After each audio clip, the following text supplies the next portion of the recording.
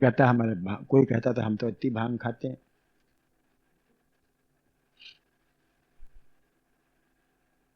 उसने कहा आप भांग खाते हो तो हम तो इतनी अफीम लेते। पिता ने कहा हम तम्बाकू खाते हैं। पता नहीं क्यों हम खड़े थे वहां पर, छोटे थे, उसमें शायद इंटरमीडिएट पढ़ते रहे होंगे। हम भी पता नहीं क्यों किस वजह से खड़े थे वहां, हमें समझ में आया, बहुत दिन की बात हो गई। हालांकि पिताजी को अपने डरते बहुत थे, लेकिन पता नहीं कौन सी बात घूम गई। हमने कहा हमारे बोतल भर का नशा वैसे ही रहता है।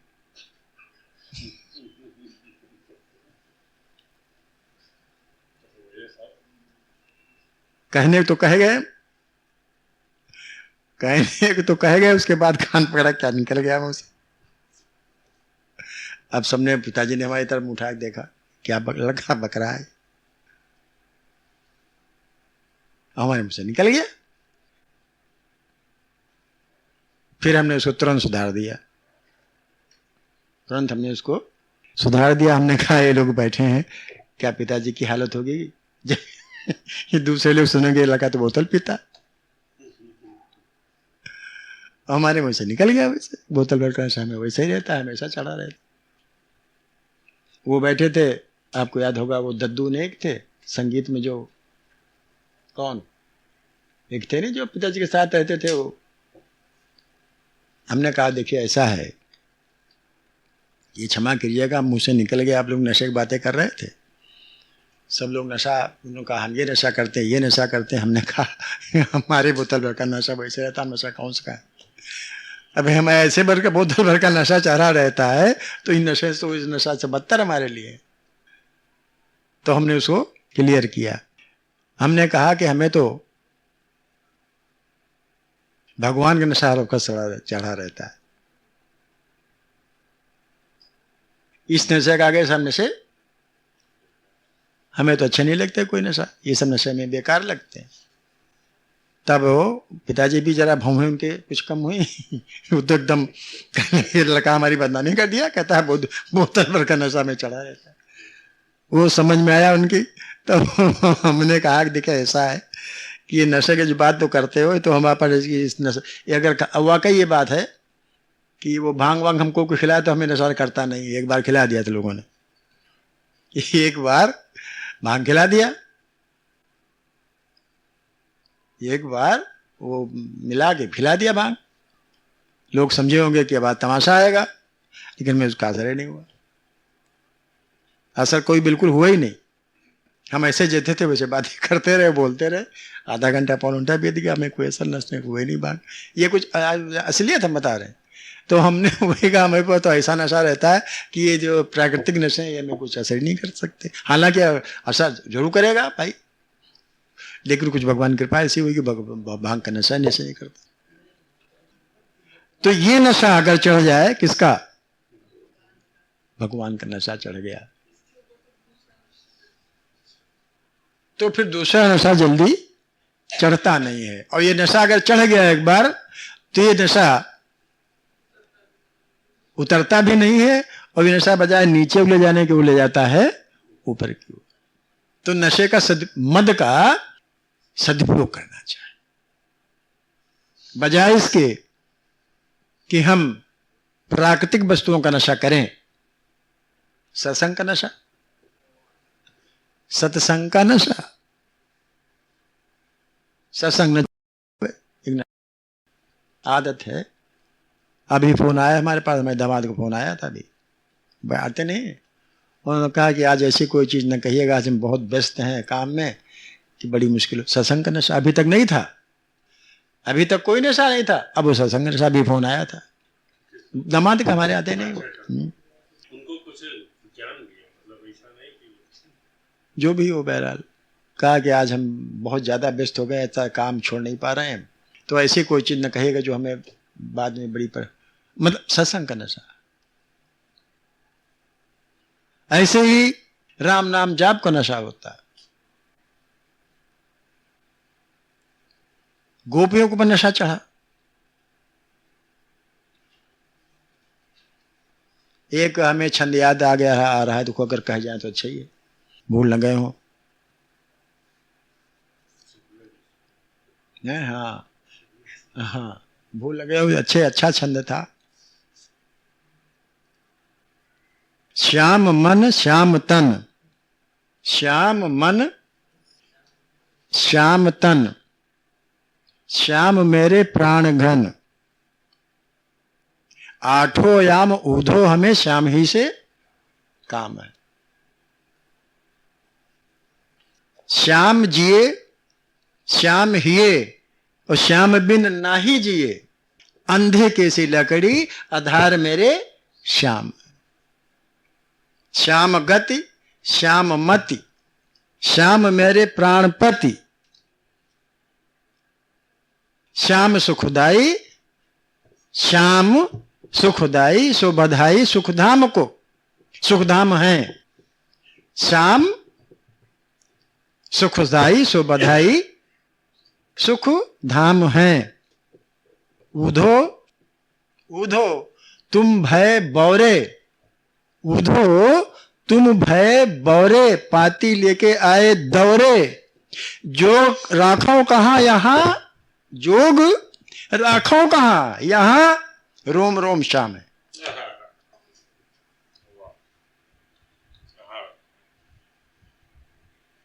क्यों भाई? नशा है। किसके है? जोग राखो कहां यहां, रोम रोम श्याम है। रंग वो नशा है वो है नहीं। एक बार मैं दोहा शायद कहा था आपसे, ज्ञानी जी को याद होगा, वो रग रग बोले राम जी, रग रग बोले राम जी, रोम रोम रंकार। रग रग बोले राम, नशा है, रग रग बोले राम जी, रोम रोम रंकार। और क्या हो रहा आगे बताओ भैया?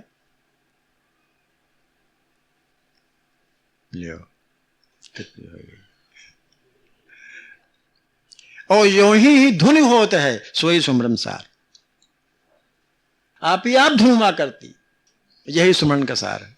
मतलब ये भी एक नशा है। राम नाम का जप एक नशा होता है, जब तक इतने जप नहीं कर लो तब तक वो, तो ये नशा जो होता है ये हमें प्रकृति से ऊपर उठाता है, संसार से ऊपर उठाता है। एक हमने बताया नहीं, एक होता है लोक, एक होता है परलोक। एक जाता है, एक कर्म में ले जाते हैं लोक की ओर, दूसरे कर्म ले जाते हैं परलोक की ओर। एक लोकार्थ होते हैं, एक परलोकार्थ होते हैं, एक धर्मार्थ होते हैं, एक परमार्थ कर्म होते हैं। तो ये जो हमें ये नशा है भगवान का, भगवान के नाम का, भगवान के प्रेम का, ये हमें परमार्थ की ओर ले जाता है, ऊंची की ओर उठाता है। अब जाके डिटेल नहीं कहने, बीत जाएगा समय सारा। अब रह गया आगे, बहुत कहना आगे है, कभी मौका है तो और कहेंगे इसके आगे, ये खत्म कर देने, डिटेल बढ़ता चला जा रहा है। और आगे आ गया मत्सर। मत्सर कहते हैं किसी की उन्नति को न देख सकता, किसी की उन्नति को देख करके जलना है, डाह जिसे बोलते हैं, ईर्षा। ईर्षा अलग चीज है, डाह अलग चीज होती है। जलना, ईर्षा तो हो गई, अच्छा नहीं लगा, बुरा लगा, और उसमें जलना, जलना, उसमें अपने को परेशान करना दूसरी बात हुई। अच्छा गुरुजी, हाँ, इससे लोगों को क्या मिलता? शांति मिलती, संतोष मिलता है। नहीं, खाम खाम मतलब दूसरे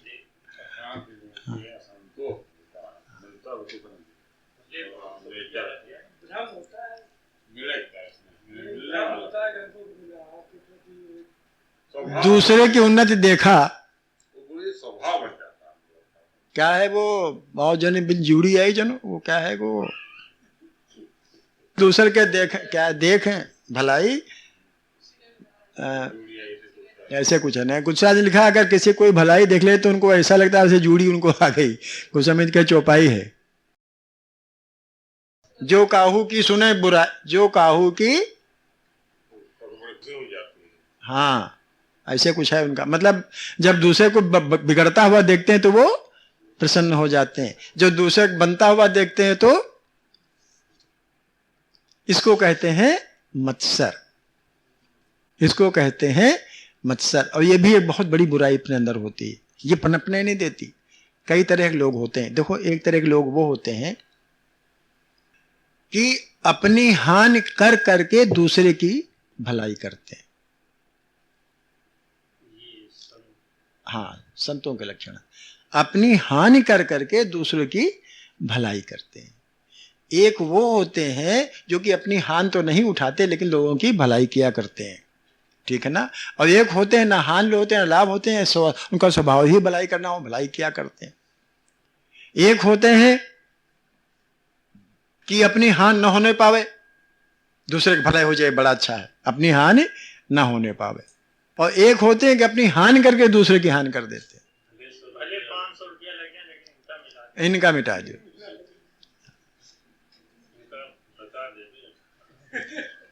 नुकसान होता है। पर लोग तो बिगड़ते बिगड़ता है, ये लोग भी बिगड़ जाता है। ऐसे आदमी पनप नहीं पाते हैं, ये तो मिट जाते हैं मिट भी जाते हैं कभी कभी। हाँ, अगर ईर्ष्या करनी है तो ये करें, अगर जलन होनी है तो ये करें कि फलाने सत्संग में जाते हम नहीं जा पाते हैं।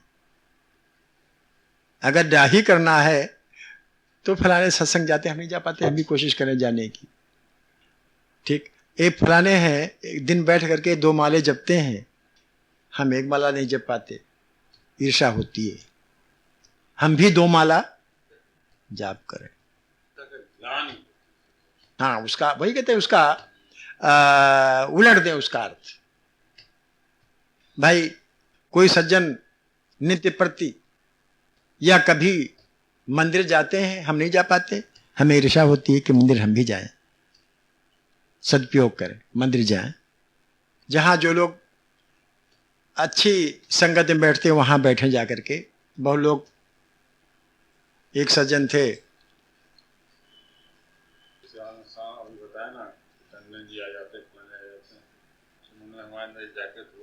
हाँ हाँ, नहीं, ये एक अच्छी बात होती है। बजाय ईर्ष्या करने के हम किसी के ऊपर दुर्भाव रखें, ठीक है ना, इन बातों में ईर्ष्या रखें तो आगे आदमी उन्नति कर सकता है कि हम भी सत्संग जाने लगे, हम भी भजन करने लगे, ठीक है ना। वो 2 माला जपते, हम 3 माला जपे। इस प्रकार की भावनाएं, अगर मत्सर करना है, अगर मत्सर है तो इस प्रकार का मत्सर, हम उधर क्यों जाएं, उसको टर्न कर देना चाहिए। जो रास्ता चले जा रहे हैं, उल्टा नाम जपा जग जाना, उलट दे अपना रास्ता। और ये रास्ता उलटना संभव है सत्संग में ही, और दूसरा कोई उपाय नहीं है। सत्संग में जाने से, सत्संग में बैठने से, सत्य संग से कोने भगवान, सत्य ने भगवान, भगवान का संग, ये सब बातें पैदा हो जाती हैं। ये सारे लोभ मोह काम क्रोध मद मत्सर इत्यादि धीरे धीरे करके सत्संग से छूटने लगते हैं, सद्वृत्तियां जागृत होने लगती हैं, प्रवृत्तियां बदल जाती हैं, प्रवृत्तियां बदल जाती हैं।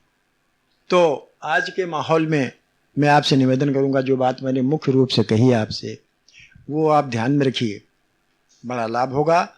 एक तो ये कि आपने परिवार को भगवान का समझिए, अपना न समझिए। ये अपने ये अभ्यास करना आरंभ कर दें, इसका अभ्यास करना आरंभ कर दें कि जो कुछ है ये सब भगवान का है।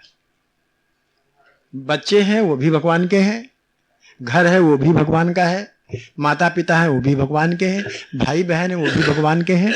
और चूंकि भगवान की हमें सेवा करनी है, चूंकि भगवान की हमें पूजा करनी है, क्योंकि हमें भगवान की ओर जाना है, इसलिए इन सब की, ये सब भगवान के स्वरूप हैं, भगवान ही गए, भगवान स्वरूप नहीं, भगवान ही है, इसलिए हमें इनकी भगवान मान के सेवा करनी। और ये भगवान के हैं, जब चाहे तो भगवान ले सकते हैं,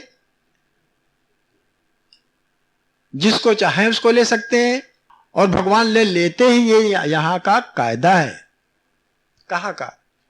मृत लोक का ये नियम है, ये कायदा है कि यहां कोई चीज स्थायी नहीं रहती, बदलती रहती है, मिटती रहती है। तो अगर कोई चीज मिटती है तो उसमें स्वाभाविक रूप से मिट रही है। इसको मिटना ही है, आज नहीं तो कल, कल नहीं तो परसों, मिटना है। जितनी परिस्थितियां हमारे सामने आई हैं, जितनी परिस्थितियां हमारे सामने आई हैं, चाहे जैसी परिस्थितियां हो, वो सब भगवान की ही बनाई हुई परिस्थितियां हैं। और भगवान हमारा सुहृद है, भगवान हमारी सुधारने के लिए ही ये परिस्थितियां पैदा करती, बल्कि हमारे कर्मों ने परिस्थितियां। सच तो ये है कि हमारे कर्मों ने ही ये परिस्थितियां पैदा कर रखी, चाहे इस जन्म के कर्म हो, चाहे पिछले जन्म कर्म हो। सच तो ये है, लेकिन मान लेना चाहिए कि सारी परिस्थितियां भगवान की बनाई हुई हैं। भगवान हमारी परीक्षा ले रहा है, भगवान हमको दंड देकर हमारे पापों को सुधार रहा है, हमारे अगले जन्म को या हमारे इसी जन्म को सुधार कर रहा है। ये समझ करके इसे झेल जाना चाहिए उन परिस्थितियों को। और ऐसे में जो झेल जाता है वो भगवान का प्यारा हो जाता है। भगवान प्यारा मतलब मरने से मतलब नहीं है, मतलब पूरा है कि भगवान को प्यारे हो गए। अब फिर बहुत अच्छी समझ में आ गई। देखिए, बहुत सुंदर बात,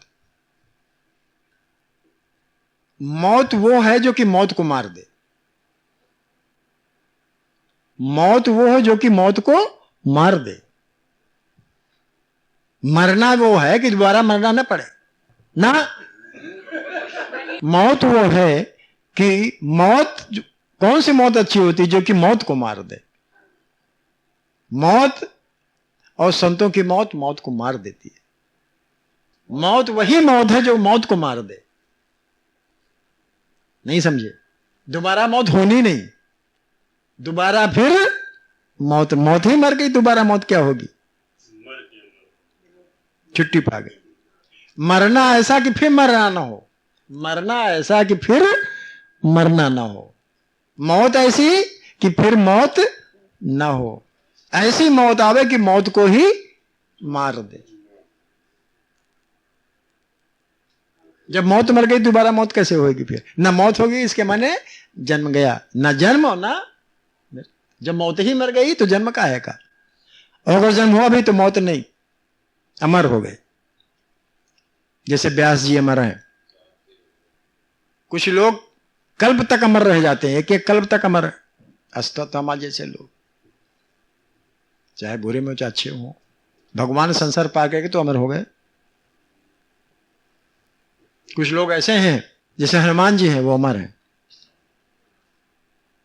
हनुमान जी अमर। कुछ लोग होते हैं कि कल्प तक अमर होते हैं, कुछ लोग होते हैं प्रलय तक अमर होते हैं, और कुछ लोग जब तक ब्रह्मा रहते हैं तब तक अमर होते हैं। ब्रह्मा के साथ साथ वो भी, उनका भी अवसान हो जाता है। और कुछ, हाँ, लेकिन आपने कहा यहाँ कोई रुकता, हाँ रुकता नहीं। और पिछली बार अच्छा चर्चा चली थी, रह गई बीच में।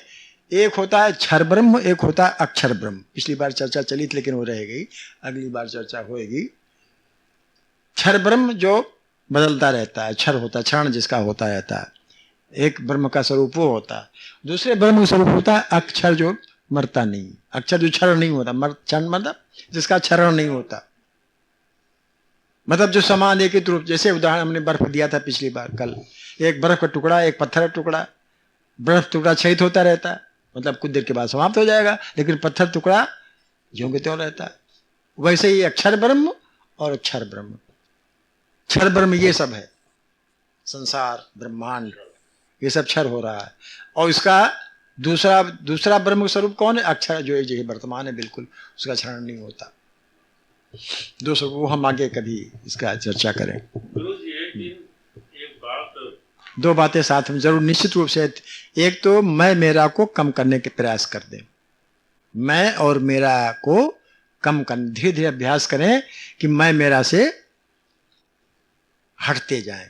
क्योंकि इसलिए हटते जाएं क्योंकि ना कोई यहाँ मैं है, ना यहाँ कोई मेरा है। इसलिए मैं मेरा से धीरे धीरे करके अभ्यास करें तो अभ्यास हो जाएगा। और ये अभ्यास बहुत शांति देगा, कल्याण करेगा। दूसरी बात ये मान ले कि ये सब कुछ जो हमारा परिवार है, परिस्थितियां हैं, प्राणी है, पदार्थ है, ये सब भगवान का है, ये सब भगवान का है और इसकी सेवा भगवान की सेवा, इनकी सेवा भगवान की सेवा, ये मान के आप चले और इस पर अभ्यास करना आरंभ कर दें, आचरण करना आरंभ कर दें। सत्संग सुने और उस पर आचरण करें। हमने इसीलिए काम क्रोध लोभ मोह के बारे में विस्तार से चर्चा इसलिए की कि भली भांति समझ में आ जाए ये हमारे जो शत्रु हैं, काम ये सब 6 शत्रु हमने गिनाए आपको, इन पर कैसे कंट्रोल किया जाए कि जिससे ये हमारे बजाय शत्रु होने के हमारे मित्र हो जाए।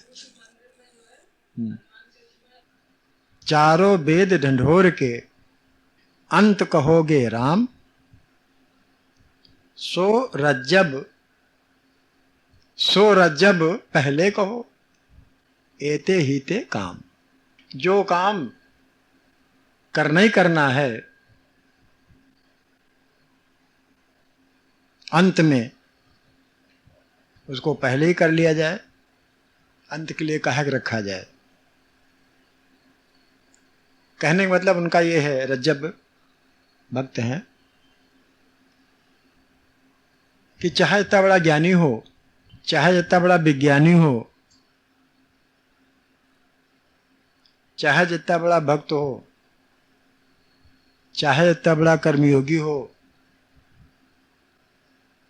अंत में चाहे वो चारों वेद क्यों न पढ़ गया हो, खंगाल लिया हो, ढिंढोर लिया हो, खंगाल लिया हो, लेकिन अंत में राम ही कहना पड़ेगा, राम ही से काम पड़ेगा, अंत में राम से ही काम पड़ेगा।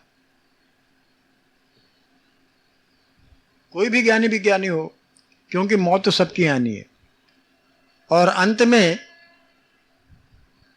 राम कहने से मतलब ये नहीं कि राम ही कहो, राम कहने से मतलब ये कि अंत तो होना ही होना है, और अंत में जहां सब जाते हैं वहां जाना ही जाना है। तो इससे पहले कि अंत में हम स्मरण करें, अंत में भजन पूजन करें, अंत में राम का स्मरण करें, अंत में नारायण पुकारें, अंत में सब बातें सोचे कि हमने अभी तक नहीं कहा कुछ, तो इससे अच्छा है कि जो कुछ कहना ही है उसे पहले कहें। अंत में राम से काम पढ़ना ही पढ़ना है, अंत में राम से तो काम पढ़ना ही पढ़ना है। तो जो काम पहले करना है, जो काम बाद में करना है, वो काम पहले क्यों न कर लिया जाए, अर्थात राम से नाता पहले क्यों न जोड़ लिया जाए, जो कि हम भूल गए। राम से मतलब यहां परमात्मा, राम से मतलब जो रोम रोम में रमा हुआ है। राम से मतलब कबीर के राम, राम से मतलब तुलसी के राम भी। तो जो काम अंत में हमें लेना है, उन्हीं से काम पढ़ना है, तो उससे पहले क्यों न नाता जोड़ लिया जाए कि अंत में कोई आवश्यक नहीं है, कोई आवश्यक नहीं कि अंत में राम का नाम निकले ही मुंह से, या अंत में हम इस योग्य रह जाएं, अंत में हम इस योग्य रह जाएं कि ये स्मरण कर सकें।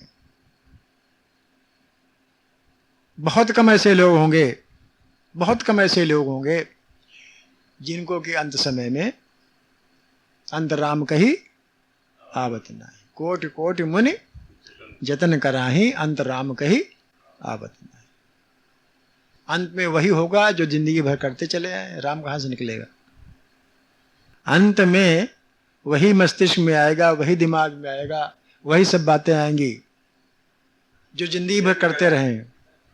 तो हमको ये चाहिए कि जो काम अंत में करना है, अंत में हो पाए ना हो पाए, कोई इसकी गारंटी नहीं है कि अंत में राम निकलबे करे, या अंत में हम ये सोचने योग्य हो जाएं कि अब राम का नाम लें। राम से मतलब यहाँ भगवान परमात्मा की याद, क्योंकि अब उन्हीं से काम पड़ने वाला है। अब परमात्मा से ही काम है, अभी तक तो अभी संसार से काम था। जब तक शरीर धारण किए रहे तब तक तो संसार से काम था। हमने परमात्मा की ओर ध्यान ही नहीं दिया कि मैं वहां भी जाना, परमात्मा के यहां भी जाना है। अंत समय में ध्यान होता है, लेकिन उस समय निकल चुका होता है। आत्मा, अंतःकरण जब एक शरीर से दूसरे शरीर में, एक शरीर छोड़ करके दूसरे शरीर में पलायन करता है, उस समय की बात, वो अंत, उस शरीर का एक शरीर का वो अंत होता है, दूसरे शरीर का आरंभ होता है। तो जब एक शरीर का अंत होने वाला है तो लोग याद करना आरंभ कर देते हैं।